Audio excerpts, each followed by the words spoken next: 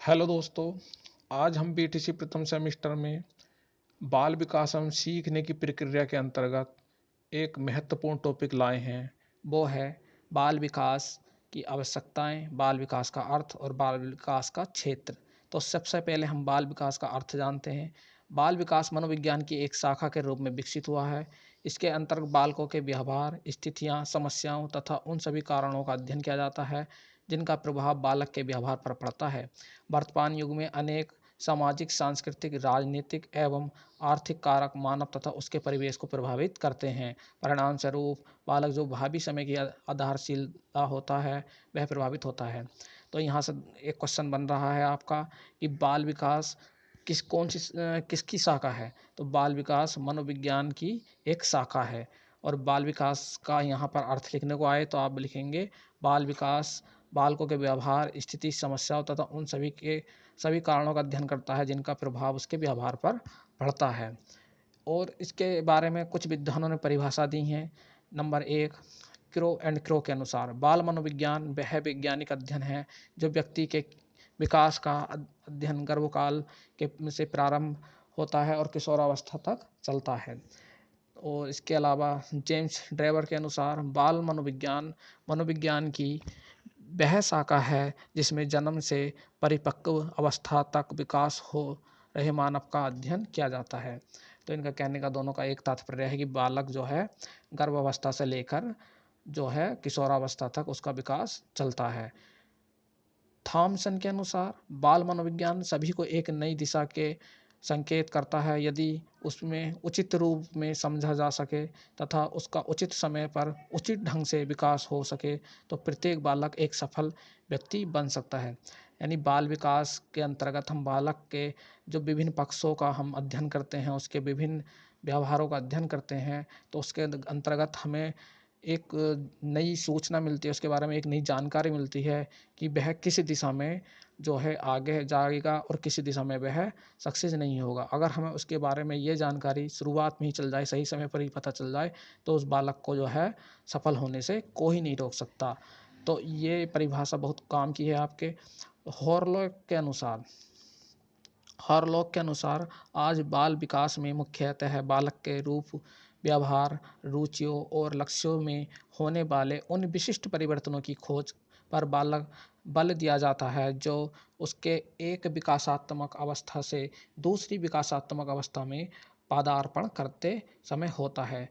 बाल विकास में यह खोज करने का प्रयास भी किया जाता है कि यह परिवर्तन कब होते हैं, इसके क्या कारण हैं और यह व्यक्तिगत और या सार्वभौमिक होते हैं। कहने का मतलब यह है कि इसमें जब बालक एक अवस्था से दूसरी अवस्था में जाता है तो उसके जो व्यवहार में है, उसके विकास में, उसकी रुचियों में क्या अंतर आता है, क्या प्रभाव पड़ता है, क्या वो व्यक्तिगत होता है या उसके सारे पक्षों पे होता है, इस चीज़ का हम अध्ययन बाल विकास के अंतर्गत करते हैं। तो यहाँ से हमारा एक प्रश्न बनने की संभावना है। वो प्रश्न ऐसे बनेगा कि या तो आपसे एग्जाम में पूछ लिया जाएगा डायरेक्ट कि क्रो और क्रो के अनुसार बाल विकास की परिभाषा बताइए, या आपको दिया जाएगा बाल मनोविज्ञान वह वैज्ञानिक अध्ययन है जो व्यक्ति के विकास का अध्ययन गर्भकाल के प्रारंभ में किशोरावस्था की प्रारंभिक अवस्था तक करता है। निम्नलिखित ये परिभाषा किसने दी है। तो 4 ऑप्शन होंगे आपके पास, क्रो और क्रो, जेम्स ड्रेवर, थॉमसन, हार्लॉक, कोई भी ऑप्शन होगा उसमें से एक ऑप्शन सही होगा। तो आप ये परिभाषाएं सही से पढ़ेंगे जिससे कि आप एग्जाम में इन्हें पहचान सकें। तो यहाँ से आपका एक क्वेश्चन बनने की पूरी संभावना है। अब आता है आपका बाल विकास की आवश्यकताएं। अब बाल विकास की आवश्यकता, इसका अध्ययन करने की आवश्यकताएं क्यों है। बाल विकास अनुसंधान का एक क्षेत्र माना जाता है। अनुसंधान यानी खोज, रिसर्च, डिस्कवरी, शोध, जिसे इंग्लिश में रिसर्च बोलते हैं। यानी बाल विकास अनुसंधान का एक क्षेत्र माना जाता है। बालक के जीवन को सुखी और समृद्धशाली बनाने में बाल मनोविज्ञान का योगदान प्रशंसनीय है। यानी सबसे पहली आवश्यकता क्या है कि बालक का जो जीवन सुखी और समृद्धशील बनाने में जो है बाल मनोविज्ञान की ज़रूरत पड़ती है, उसकी आवश्यकता होती है। मनोविज्ञान की इस शाखा का केवल बालकों से प्रत्यक्ष या अप्रत्यक्ष रूप से संबंध है, जो बालकों की समस्याओं पर विचार करते हैं और बाल मनोविज्ञान की उपयोगिता को स्वीकार करते हैं। दूसरी क्या आवश्यकता है, बालकों के प्रत्यक्ष और अप्रत्यक्ष रूप से जो है बालकों से संबंधित है, यानी जो हमें सामने से नज़र आ रही हैं जो बातें, उनसे तो संबंधित है ही, लेकिन जो बालक की अंतर्निहित शक्तियाँ हैं, उसकी आंतरिक समस्याएं हैं, उसकी आंतरिक रुचियाँ हैं, अभिवृत्तियाँ हैं, उनसे उनका भी हम जो है इसके माध्यम से पता लगा सकते हैं। समाज के विभिन्न लोग बाल मनोविज्ञान से लाभान्वित हो रहे हैं, जैसे बालक के माता पिता तथा अभिभावक, बालक के शिक्षक, बाल सुधार तथा बाल चिकित्सा आदि। अब बालक के माता पिता को भी जो है हम बाल मनोविज्ञान के द्वारा उन्हें सुधार सकते हैं। जैसे किसी बच्चे के हम बालक के माता पिता को समझाते हैं, उनकी मानसिकता को चेंज करते हैं, तो बालक के जो माता पिता हैं उनमें भी चेंजेज आ जाते हैं। और बालक के शिक्षक, यानी बालक के शिक्षक को क्या ज़रूरत है, अगर बालक के शिक्षक को बाल मनोविज्ञान का पूर्ण रूप से जानकारी होगी तो वो बालक के जो समस्याएं हैं, बालक की जो शारीरिक, मानसिक और जो उसके जो समस्याएं आ रही हैं, उन समस्याओं को दूर करने में वो जो है बालकों को मनोवैज्ञानिक रूप से सुधार सकता है, उनका जो है थोड़ा व्यवहार परिवर्तित कर सकता है। और जो बाल सुधार है, मतलब बालकों में जो अपराध की प्रवृत्ति होती है, बालक गलत काम करते हैं, तो उनका भी हम जो है बालकों का सुधार कर सकते हैं बाल मनोविज्ञान के द्वारा। चिकित्सा के क्षेत्र में जो मानसिक रूप से थोड़ी प्रॉब्लम हो जाती है बच्चों को, उनको जो है हम बालक को चिकित्सा के रूप से भी हम सुधार, उनके जो बीमारियां हैं उन्हें दूर कर सकते हैं। तो बाल मनोविज्ञान हमारे सम्मुख बालकों के भविष्य की एक उचित रूपरेखा प्रस्तुत करता है, जिससे अध्यापक एवं अभिभावक बच्चे में अधिगम की क्षमता का सही विकास कर सकते हैं। यानी हम बाल मनोविज्ञान के माध्यम से किसी भी बालक का जो है एक उचित रूपरेखा तैयार कर सकते हैं कि इस बालक को किस स्थिति में क्या करना चाहिए और इसे कौन सी दिशा में आगे बढ़ना चाहिए। तो ये अध्यापक और अभिभावकों के लिए जो है बालक की जो अधिगम क्षमता है उसको विकसित करने में सहायता करता है, या उसके लिए आवश्यक होता है। किस अवस्था में बच्चे की कौन सी क्षमता का विकास करना चाहिए, उसका उचित प्रयोग अवस्था अनुसार विकास के प्रारूप को जानने के पश्चात ही हो सकेगा।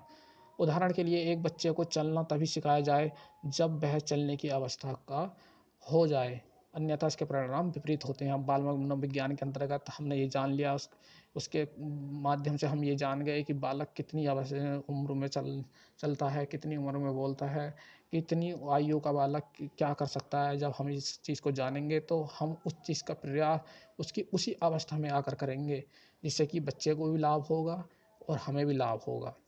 तो इस तरीके से बाल विकास के जो हैं बहुत सारे लाभ हैं, इन लाभों को हम अपने हिसाब से थोड़ा और पढ़ सकते हैं।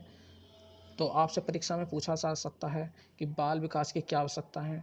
तो बाल विकास की आवश्यकता है बालक के मानसिक, शारीरिक, सामाजिक इत्यादि पक्षों का जो है हम सुधार करने में, बालक के व्यवहार को सुधारने में, बालक की रुचियों को पता लगाने में, बालकों की शिक्षण विधियों को प्रयोग करने में, बालक के पाठ्यक्रम के लिए, बालक के सार्वभौमिक विकास के लिए हम बाल विकास का प्रयोग करते हैं। तो ये इसकी आवश्यकताओं के अंतर्गत आता है। तो यहाँ पर प्रश्न बन सकता है आपका, बालक की आवश्यकताओं, बाल विकास की आवश्यकताओं का वर्णन कीजिए, संक्षिप्त वर्णन कीजिए। बालक की किन्हीं 3 विकास की आवश्यकताएं बताइए, यानी बालक के विकास के किन्हीं 3 आवश्यकताएं बताइए या 2 बताइए, इस तरीके से क्वेश्चन आपका आ सकता है।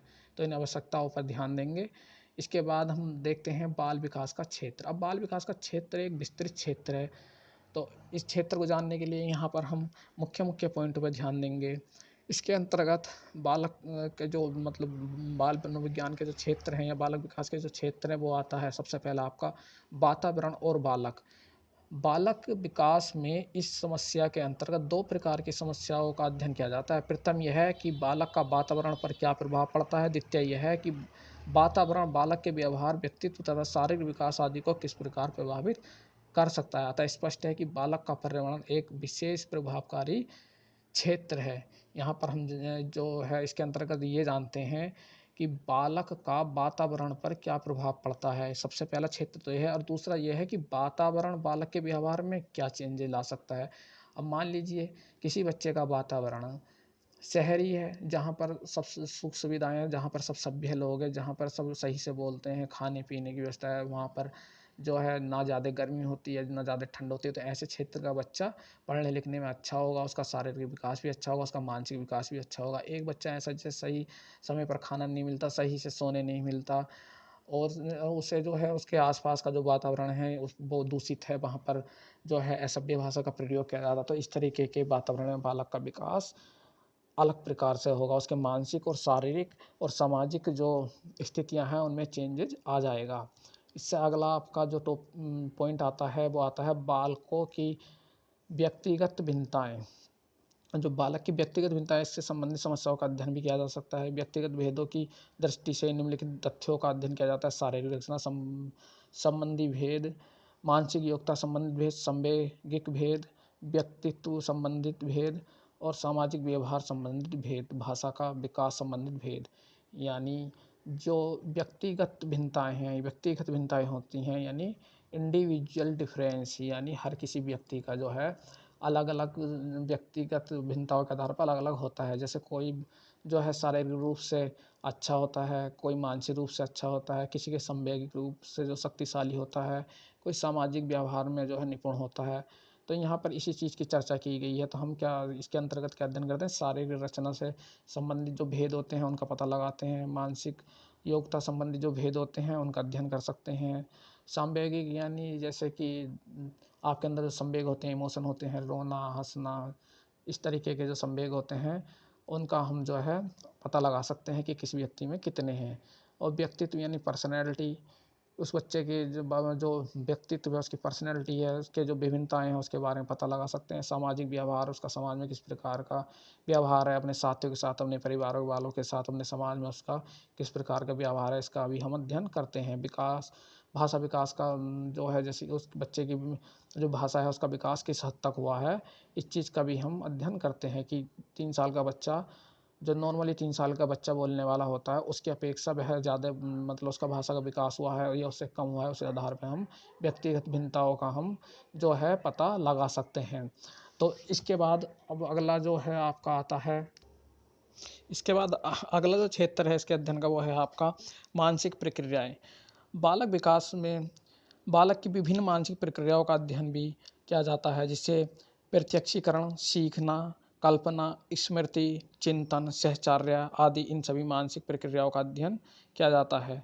जैसे कि बालक प्रत्यक्षीकरण यानी देखकर वह क्या सोचता है, क्या सीखता है।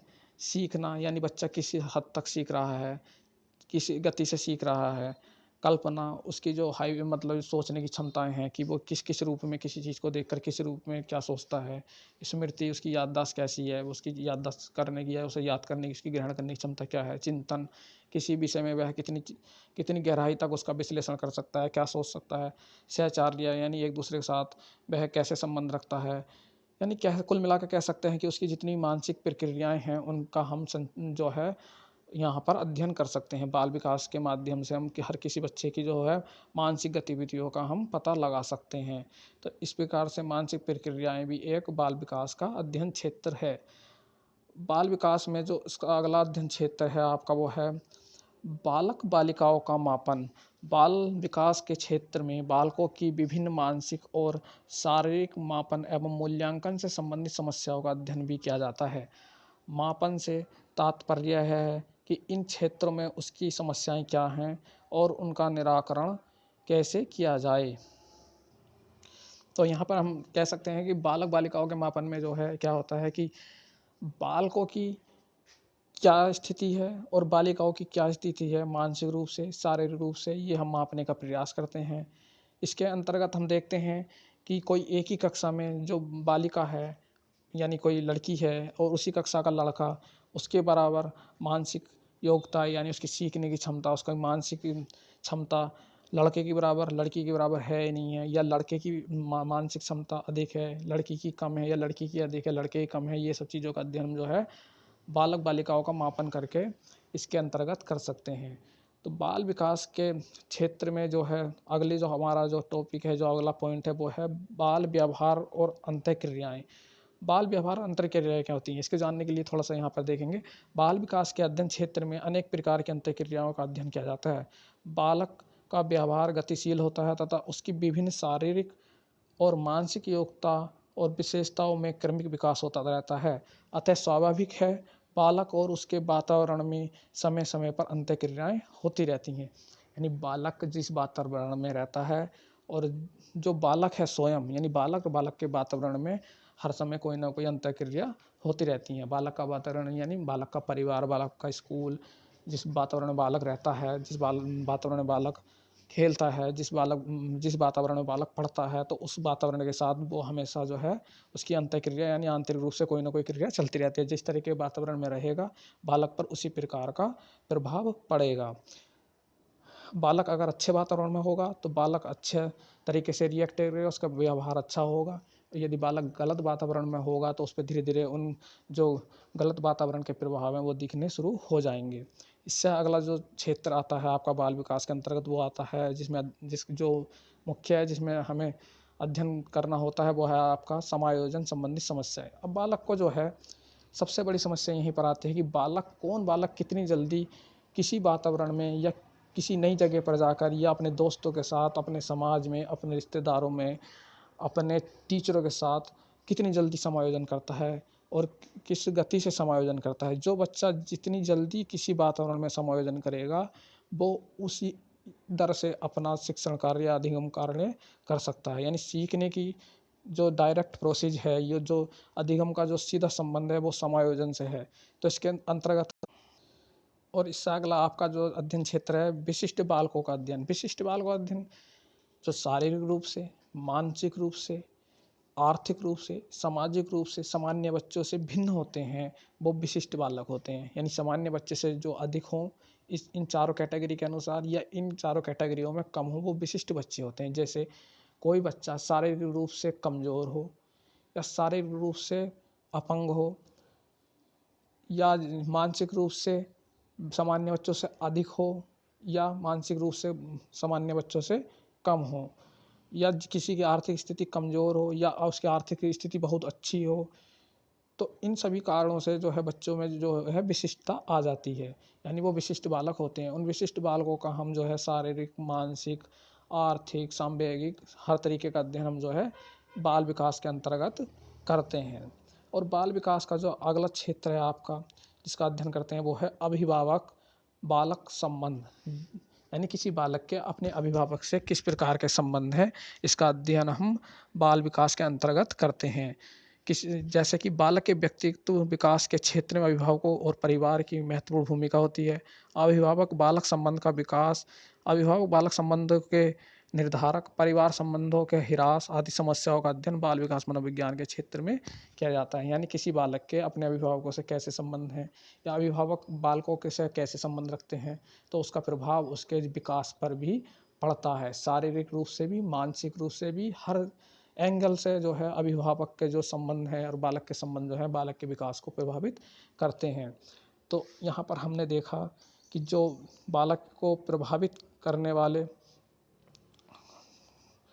कारक थे उनके बारे में, बाल विकास की आवश्यकताएं क्या हैं, बाल विकास की आवश्यकताएं के बारे में यहाँ से एक क्वेश्चन बन सकता है। और जो सबसे मुख्य जो पॉइंट आए आपके आए बाल विकास का क्षेत्र, क्या क्या क्षेत्र है, वातावरण और बालक, यानी बालक का वातावरण और बालक का क्या प्रभाव पड़ता है, इसका अध्ययन करते हैं। नंबर 2 आपका बालकों की व्यक्तिगत भिन्नताएं, यानी बालक जो है व्यक्तिगत रूप से अलग अलग होते हैं, क्यों होते हैं और इनका जो है इस चीज़ से क्या फ़र्क पड़ता है इनकी शिक्षा पे, ये भी बाल विकास के अंतर्गत आता है। मानसिक प्रक्रियाओं का अध्ययन करते हैं, बालक बालिकाओं का मापन का अध्ययन करते हैं, बालक व्यवहार और अंतः क्रियाएँ करते हैं, यानी इसके व्यवहार का और जो बालक का जो अंतः क्रियाएँ उनका जो है हम अध्ययन करते हैं। समायोजन संबंधी समस्याओं का अध्ययन करते हैं, विशिष्ट बालकों का अध्ययन करते हैं, अभिभावक बालक संबंधित इसके अंतर्गत हम अध्ययन करते हैं। ये सारे इतने क्षेत्र थे इसके जिनका जो हम बाल विकास के अंतर्गत अध्ययन करते हैं। तो इसमें प्रश्न बन सकता है कि बाल विकास के अध्ययन क्षेत्रों को स्पष्ट कीजिए, उसके जो है किन्हीं 5 क्षेत्रों के नाम बताइए, किन्हीं 2 क्षेत्रों के नाम बताइए।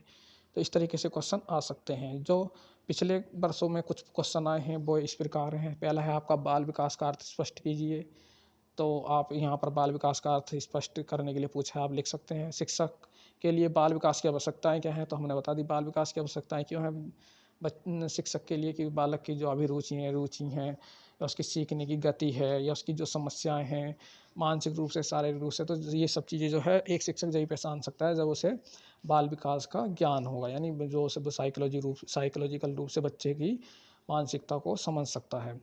इसके बाद है बाल विकास की किसी एक परिभाषा का उल्लेख कीजिए।